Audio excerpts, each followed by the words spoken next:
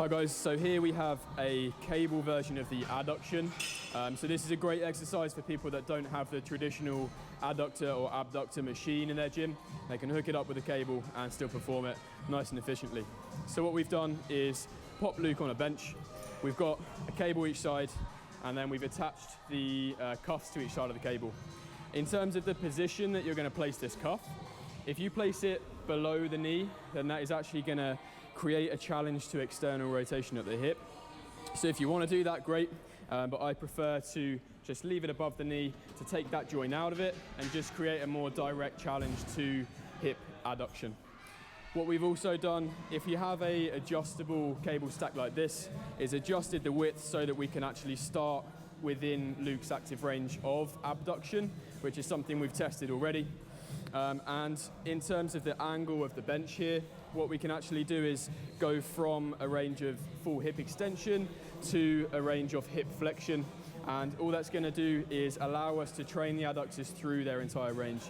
So obviously as the hip is extended, the adductors are going to be able to get slightly shorter than in that flex position, just due to the origin and insertion and the fact that there's a moment arm created as we're in hip flexion. So in terms of cues, all I'm going to ask Luke to do here is just ensure that he's bracing through the midsection and making sure that there's kind of no movement in terms of anterior or posterior tilt of the hips. And that bracing is going to help to do that. One of the only kind of downsides, if you want to call it that, is we have to hold in kind of hip flexion. Obviously we have to keep the feet hovered off of the floor the whole time, which means there's going to be a challenge to the hip flexors. Not necessarily a bad thing. And then all we're going to do is kind of cue staying as tight as we can through the adductors and the glutes. And then we're going to slowly come out into abduction. I'm going to ask Luke to pause at that end range of motion that we've already tested. And then he's going to drive his knees together, almost thinking about those adductors, driving his knees together and pulling them in. Pause in this bottom position or this middle position, and then start coming out again. Just ensuring that we're at 100% control the whole time, and again we're just staying within that active range. So what we're going to do here is talk over the influence of the cable position and the position in which we sit, and that's influence over the moment arm and the way that this exercise drops off as we go in.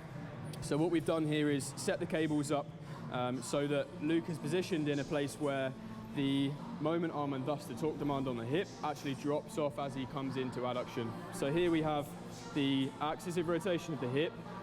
Here we have the line of force created by the cable, and this orange strap here represents the moment arm. Obviously the longer the moment arm, the more torque demand is on that hip. So as we start to come in, if I map out where this line of force is on this moment arm, if Luke starts to come in now, what we can see is that line of force and thus that moment arm starts getting a little bit shorter as we come into the adductor position, and then it starts increasing as we come back into abduction. Now, due to the fact that we aren't in a full range of hip flexion here, we aren't actually reaching the adductor's most length and range, which doesn't mean that we need it to drop off massively in this position. It could be slightly better. However, this is kind of the most optimal way that we can set it up with the cables.